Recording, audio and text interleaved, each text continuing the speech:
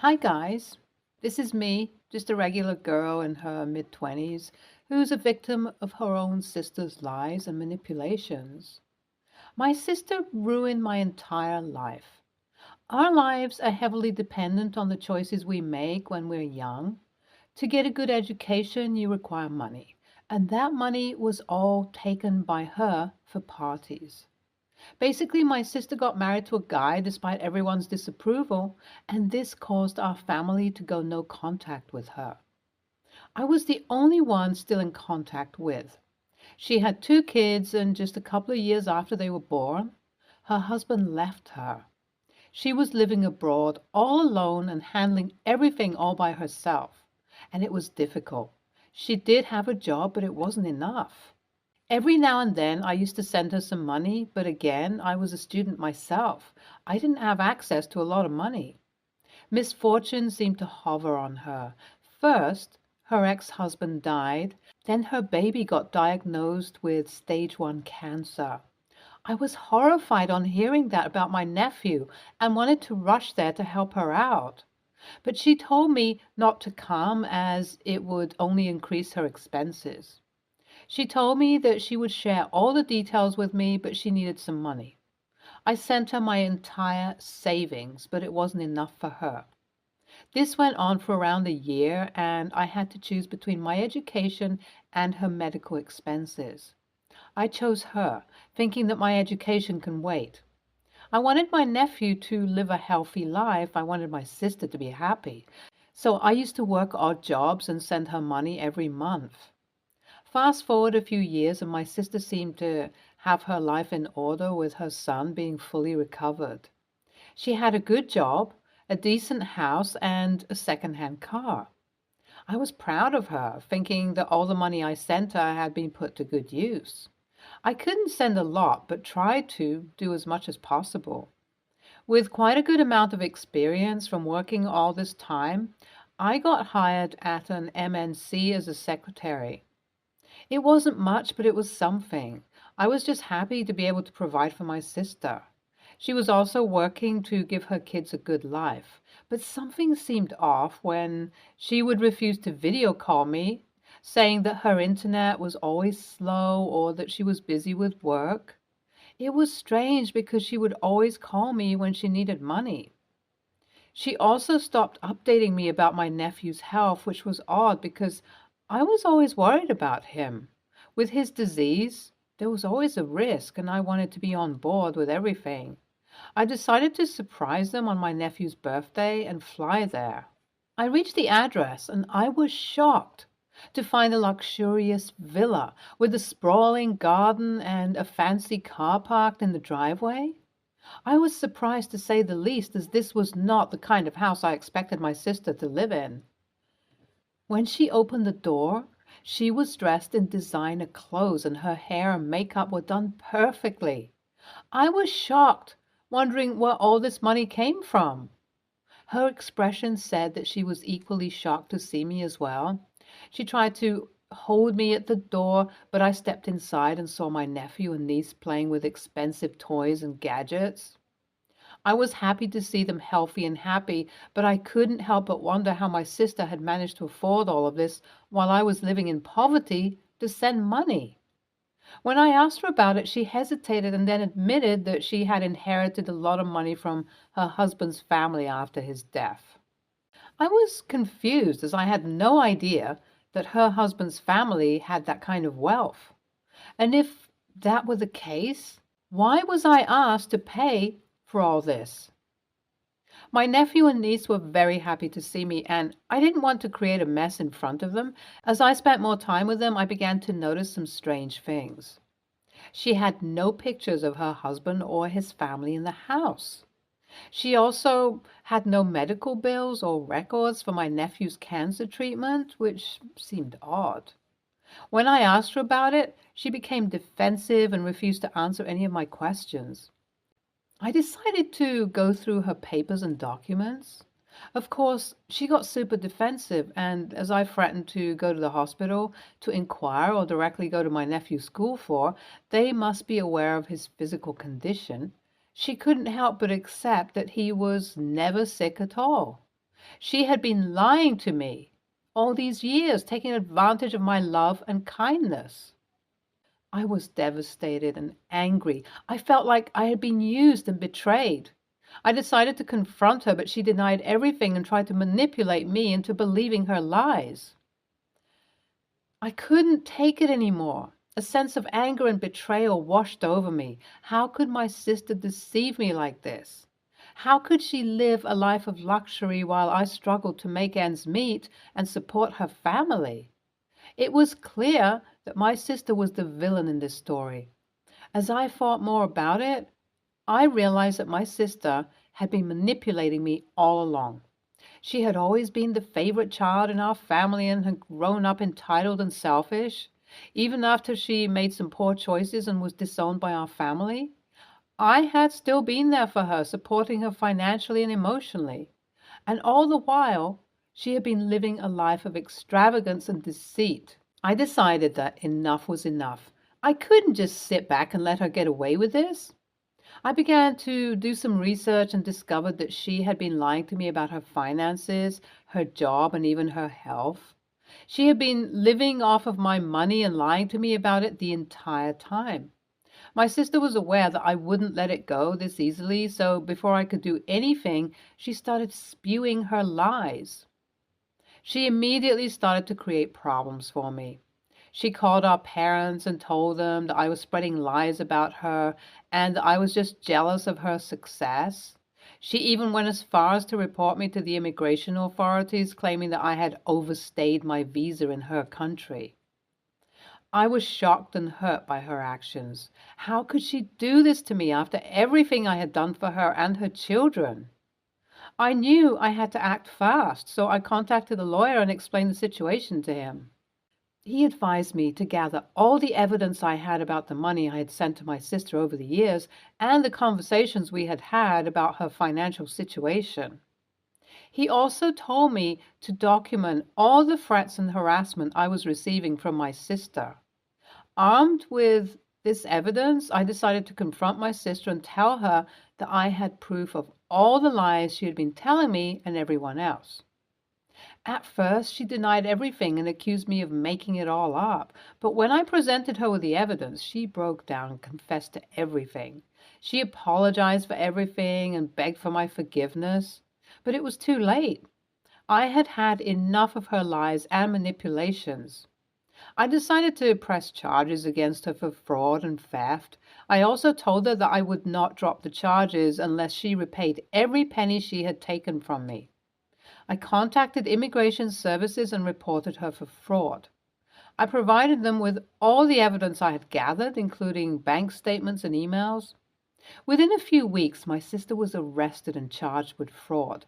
My sister was devastated by my decision, but I knew it was the right thing to do. I couldn't let her get away with what she had done.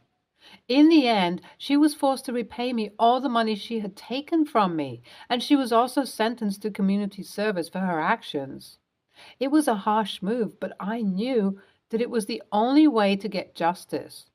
I had been manipulated and taken advantage of for years, and I couldn't just let her get away with it.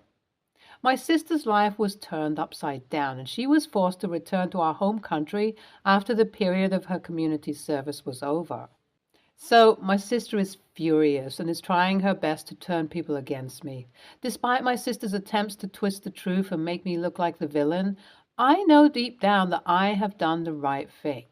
I had spent years sacrificing my own education and financial stability to support her and her children, only to find out that she had been lying to me the entire time. It was a bitter pill to swallow, but I refused to let her manipulate me any longer.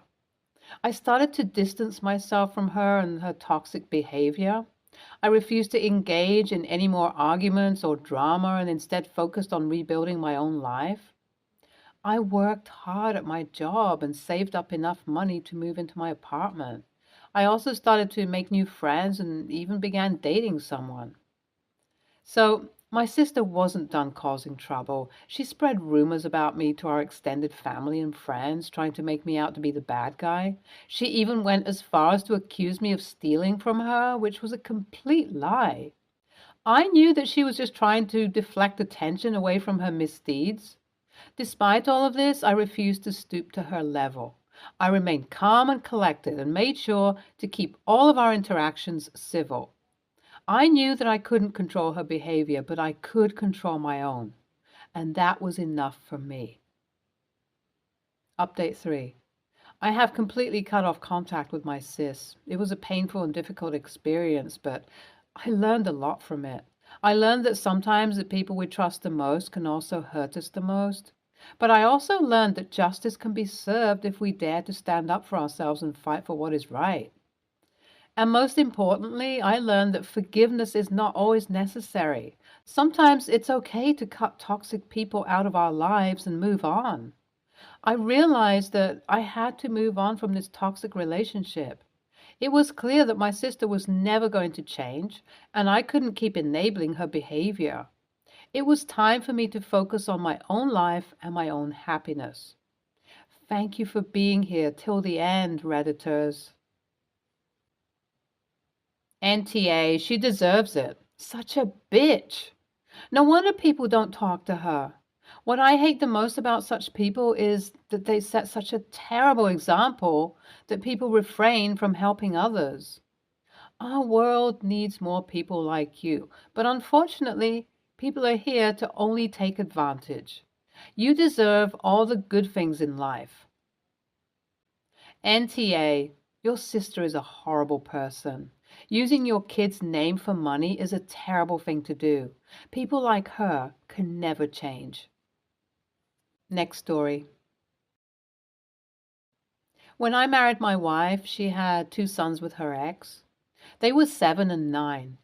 They're great kids, and we have always gotten along. They treat me with respect, and when their sister was born, they treated her like a full sibling. Their biological father is a piece of work, though. He is a perfect example of a Disney dad. He shows up occasionally, showers his son with gifts and affection, and then is gone for months. To be exact, he has seen his son exactly 14 days in the last year. My wife and I had to kowtow to his whims, though. She had a job opportunity in another state. She couldn't take it, though, because his parents live here, and that's where he lives. I'm still dealing with what I'm about to talk about, so please forgive me if I have trouble articulating my feelings. My wife passed away in November in a snowmobile accident, and within a week, his parents had gone to court to get the boys. I'm not their legal guardian. My wife and I tried, but he wouldn't allow it, and his parents were happy to help him screw with us. It was fine when she was here, but now it's all screwed up. I can't see them. They are staying with their grandparents. I wish my wife's parents were alive to help me, but they aren't. So my boys are not in their rooms. They are dropped off and picked up from school by their grandmother. I have no rights to them at all. I have a lawyer, but I don't want to spend all my money and time on this. I'm broken right now and I'm lost. I'm considering just leaving. My wife's insurance policies paid off our house and left me okay financially. I want to sell the house and move back to Illinois. My family is all there and I have no one here. Would I be the a-hole if I just say screw it and leave? My daughter misses her mom and her brothers. I feel like I would be an a-hole taking her away from her brothers. My parents and siblings want me back home. I just feel like shit leaving the boys with these people. Their father literally stopped paying child support and had his parents take them the week she died. They were grieving, and those people took them from their home. I want to fight for them, but not to exhaust my resources on them. NTA. But it sounds like the boys are teenagers, so there is a good chance that the courts would ask them where they want to live and who they want to see. It looks like they are between 14 and 17. Assuming you have a reasonable lawyer who is not overcharging you, the fight might not be as tough as you think it is. NTA for leaving, but please keep in contact in some way if you feel like the kids really have bonded with you. I don't know or believe if the father is actually neglectful enough to warrant major action. I am personally biased, as where I live, it is important for children to remain in a relationship with their biological parents. I also don't know the full extent of the children's feelings. I also would like more information. How old are the children? How long have you known them? NTA, rather than fighting for custody, I think your money would be better supporting the boys with a lawyer for emancipation and having a room for them at your new place closer to your family. They have choices that they can exercise better than you can. Very sorry for your loss. It's tragic. You all are getting jerked around like this. Always send your love through their sister as well. Next story. I, 16 female, and my older sisters, 21 female and 24 female, shared a bathroom until the fall. My brothers, 14 and 18 male, have began sharing a bathroom with me when my older sister moved out and my brothers and 21 female switched rooms, which means my brothers now share a bathroom with me. I have expressed protest in this because my brothers are just too messy and refuse to clean up after themselves. The bathroom became messy quite easily, and I have asked them several times if they could at least try to keep the bathroom clean. My mom would start yelling at me, calling me messy and how a grown woman shouldn't live in filth. I kept defending myself dozens of times, and I have even shown her the clean bathroom the second I was done cleaning, only for it to be destroyed in less than an hour by my brothers. Guests are coming over today, and I cleaned the bathroom the night before. When I woke up this morning, the bathroom was quickly messy again. My mom saw and immediately starts berating me and told me to clean up. I refused and said that my brothers need to help since the bathroom was never messy before they started using it.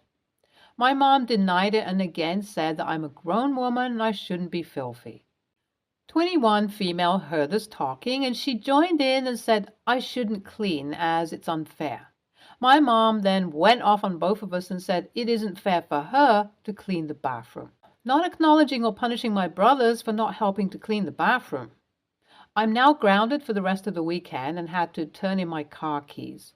My mom has been rolling her eyes and side-eyeing me throughout the day. Are we the a-holes for refusing to clean? Edit. The bathroom isn't the only space my brothers make a mess in. They also mess up the living rooms as well. I have asked my sister if she was okay with me sharing a bathroom with her, and she said it's fine. I'll not use the bathroom downstairs for a while just to see if my mom will still blame me for leaving a mess. Edit 2. My dad is in the picture. He's out of the house a lot for work, and he has spoken to my brothers about doing their part in making the bathroom clean, but it fell on deaf ears. He's even scolded them, taking the video game system away. Nothing has worked so far. NTA, what's wrong with your mom? How is she not seeing that it's suddenly only a problem since your brother started sharing it? Is she okay? She sounds very annoying. Honestly, I just use a different bathroom. Even if it's a bit further, go back to sharing with 21 female. Refuse to use the brother share room at all. Don't enter it. Don't go in there. Then tell your mother you aren't a maid. I get the feeling she was the one who cleaned the other bathroom and is just sick of doing it, so can now scapegoat you instead. That's lazy, and she knows what's up. She's just being like this so somebody else can clean up after her ill-trained little chimpanzees. Also, you're not a grown woman. You're 16, and one of your brothers is older than you. She's training awful boys to be terrible men. NTA, your mom is perfectly okay with living in denial over the fact that her boys can make a mess just because they are boys. Nobody should live in filth, and if you and your brothers share a bathroom, it is equally their responsibility as it is yours. Your mom is actively trying to bring up the point of grown woman and trying to force you to clean up after other people's messes while actively trying to not hold your grown brothers accountable. If this happens in other instances too, where she favors her sons over you, I'm sorry. Absolutely NTA for refusing to clean up, and to be honest, you shouldn't have cleaned up after them after they made a mess earlier too. Mom is an a-hole for grounding you and refusing to believe you. NTA, your mother is right. You are a grown woman, and as such, you've chosen not to live in filth and not to be treated as the bathroom janitor. Your brothers need to learn to clean up after themselves. It's called a life skill. They will eventually, hopefully, move out and live on their own. Who's going to clean their bathroom then? Stay tuned for more stories from our girl relationships.